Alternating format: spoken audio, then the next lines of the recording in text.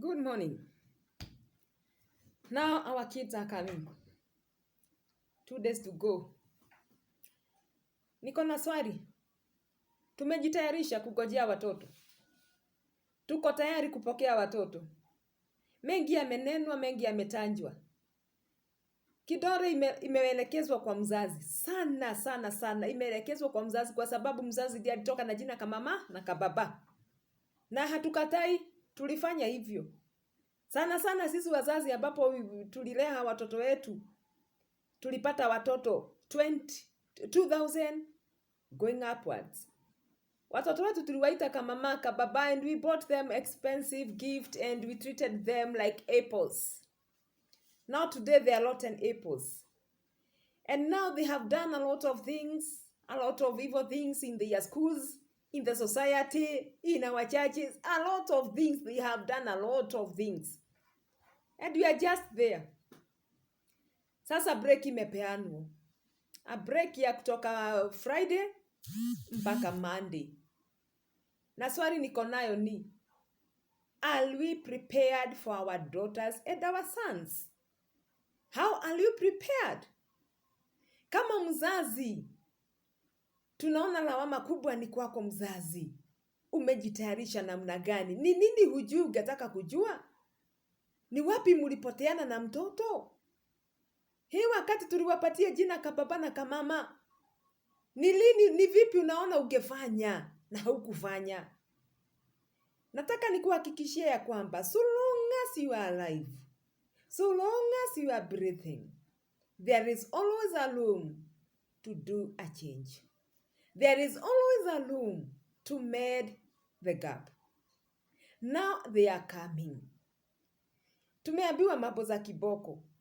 Mzazi, this is not the right time ya kuchukua kiboko. Ni wakati sasa wa masungumzo, gumzo, kuongea. Mkae hapa kama watu wawili wakubwa. Muongee. Wacha mtoto ajimwage. Hiyo maswali wacha kumuuliza na kumjibia. Ukilazimisha, ukisukuma mtoto sana, atakwambia vile ungetaka kusikia. Nataka kusema, usihukumu mtoto akikuja. Number 1, mpokee vile alivyo. Hata kama ametoka ile shule ilichoma, receive your son, receive your daughter. She is yours, he is yours. Ukishampokea, tafadhali mzazi, umeshajichunguza na ukaona ni wapi ulienda kinyume. Uko na hekima, maana Mungu hawezi kukupatia watoto na akunyime hekima. Na sasa unalalamika hata wewe vile kunaenda. Jua vile utakuwa na mazungumzo na mtoto wako. Wacha mtoto wako akwambie ni mangapi amepitia. Tangu arudi shule tuko na mwezi moja na. Hiyo mwezi moja na wiki mbili. Huyu mtoto amepitia mangapi? Ni nani amemkosea kule shule? Ni nani amemuongelesha vibaya? Ni mwalimu mgani wamekosana? Ni makanga mgani kwa barabara wakati alikuwa naenda alimchokoza? Nani amemuumiza? Wakati ulikuwa naye hapa nyumbani, ni nani alimkasirisha? Ni nani alifanya akienda shule mpaka akasikia nitarudi nyumbani lini nipate huyu? Aidha alipisha, aidha amuuliza ni kwa nini ulinifanyia mambo kama hayo. Sikiliza mtoto wako. Nataka nikwambie mzazi, usidhani mtoto anaenda kufanya hii wazimu yote ni kwa sababu ya mtihani. Hapana. Kuna mambo zingine behind this. Ni vile sasa anasema jua tu kupewa break ya kusomea hii mtihani, hatutaki kuifanya, sasa tutachoma. Hapana.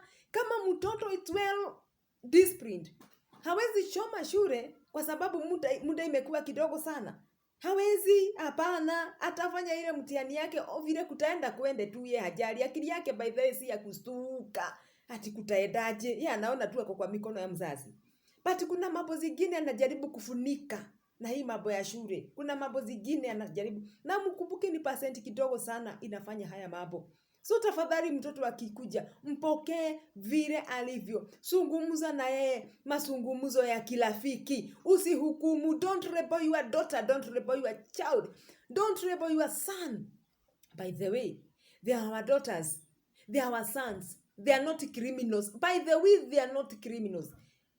Na wakati walikuwa wanataka kwenda kukua criminals, Hii ndio wakati wako wa kubadilisha na kuchange the mind again, na kurudisha mtoto yule tena mahali alifaa akue. Please, zuiria asikuwe criminal. Wakati huu haujaenda sana. Hakuna mtoto wako beyond 18 years. All of them, they are below 18 years. So there is a room for improvement. There is a room for change. There is a big room to make this girl again, to create a new fresh girl ambapo wako na heshima. But itafanyika kulingana na ngumzo ile mtakuwa nayo mtoto akikuja. Ni vizuri mtoto akikuja ongea na yeye. Na sana sana ninasema mara kwa mara, usionyeshe mtoto kama wewe ni malaika. Even in your during your days, there were those funny things that were happening. Uliwezaje kushinda haya? Uliwezaje kuyaweza? Why don't you be open to your daughter and your son? Na muongee mambo haya hadharani. Talk about relationship, talk about sex, talk about love.